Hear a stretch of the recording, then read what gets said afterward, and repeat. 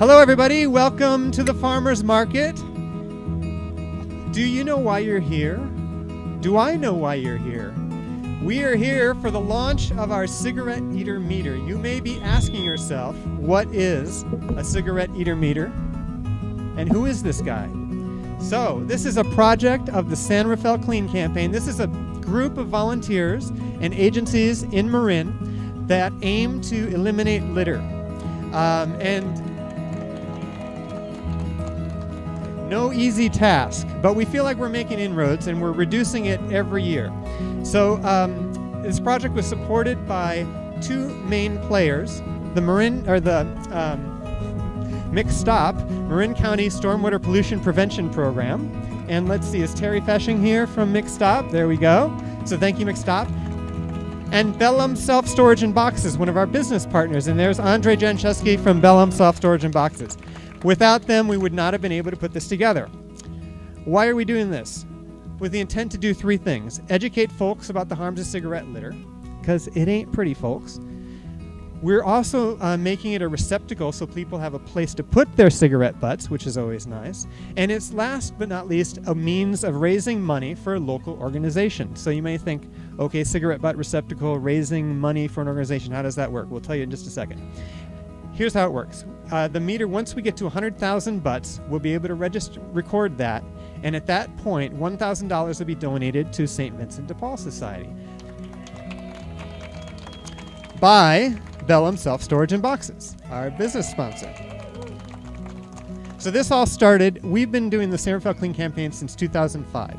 There's a bevy of really dedicated volunteers. We like to call them all bulldogs, hence our mascot, Oscar the Bulldog, because they're really dedicated to this, and this wouldn't have happened without a ton of volunteer hours, so we appreciate that. One of the harms of cigarette butt litter, first of all, it's got tons of chemicals in it. You'll learn more once you see it. There's tons of chemicals, and one cigarette butt in a couple of liters of water will kill a fish within a couple of days.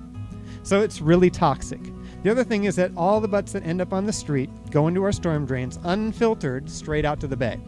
And we estimate that every 3 to 4 days in San Rafael alone, and this is a conservative estimate, 10,000 cigarette butts are littered in San Rafael every 3 to 4 days.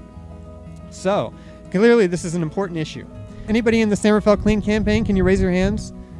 These are all the folks that are involved in the San Rafael Clean Campaign. Thank you very much, all volunteers. Also, let's recognize a few other people. First of all, we have our city manager, Nancy Mackel, over here. Thank you, Nancy. Carol, are you here from the Business Improvement District? Carol Thompson, fabulous. Nice to see you, Carol. Terry Feshing, we mentioned from the Marin County Stormwater Pollution Prevention Program. Thank you for coming. Andrei Jancheski with Bellum Self-Storage and Boxes. And our two amazing artists who spent, let's just say they volunteered their time too. Ventana Amico and Enrique Goldenberg, thank you for all your time and energy. I'd also want to note that San Rafael High School and the shop teachers, Bob Holt and Larry Oliver, were just gems through this whole process. Let them build it in the shop, helped out. We're just so great about it, so we really want to thank them a lot as well. And last, where did this come from? Last year we did a Bounty for Butts buyback program where we said, okay, well, what happens if we ask people to bring cigarette butts back and we give them a penny a butt? What would that be like? Would people do it? What would we get? And in 2.5 months, 238,000 cigarette butts, 238,000 were picked up off the streets of San Rafael. And they were all brought to St. Vincent de Paul Society, our partner at the time, and Steve Boyer is here. He was the executive director at the time. And Steve personally committed to the program, had his diners that were interested participate. They got paid, one of which actually ended up with an apartment, paying for part of his apartment through that program. So it was a very successful program. And then we said, okay, now how do we stop them from going on the ground in the first place? So that's what this is about. And what we thought was, how do we get people to engage? Well, let's have a big, what the heck is that thing in the plaza? So that's the idea that our volunteers came up with. So let's see. One of the other things that we thought would be important was, rather than tell people not to do, maybe we could ask them to do something good with their butt. So if you knew that every cigarette butt you put in this was a penny donation to St. Vincent de Paul Society, would you do it? Well, let's see. We figured, let's see what happens. So that's where this idea came from. And when the meter reaches 100,000 cigarette butts again, we're going to donate through Vellum Self-Storage and Boxes $1,000 to St. Vincent de Paul Society. So we're about to unveil the cigarette meter. And the chief and Oscar will help do the first ceremonial cigarette butt donation.